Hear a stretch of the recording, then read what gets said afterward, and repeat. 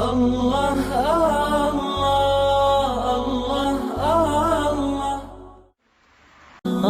ایک حدیث پاک میں آتا ہے کہ جس نے جمعہ کے دن عصر کی نماز کے بعد 80 مرتبہ درود شریف پڑھا، اللہم صلی علی سیدنا محمد النبی الامی وعلی آلہ وسلم تسلیما، اللہ تعالیٰ 80 مرتبہ پڑھنے پر 80 سال کے گناہوں کو معاف کر دیتے ہیں۔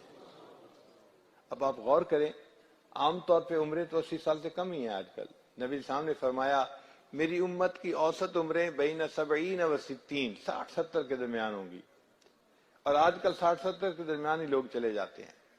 پہلے عمریں ذرا لمبی ہوتی تھیں، اب تو گھٹتی جا رہی ہیں۔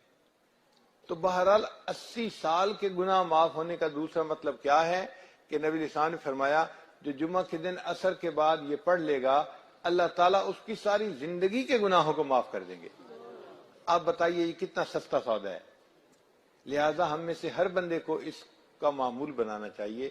یہ بخاری شریف کی روایت ہے کہ ہم جمعہ کے دن عصر کی نماز کے بعد 80 مرتبہ پڑھیں گے، پوری زندگی کے گناہ معاف ہو جائیں گے۔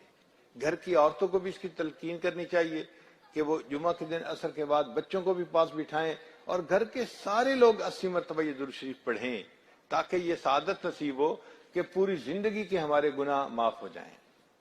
لا الہ الا اللہ، لا الہ الا اللہ، لا الہ الا اللہ، لا الہ الا اللہ، لا الہ الا اللہ۔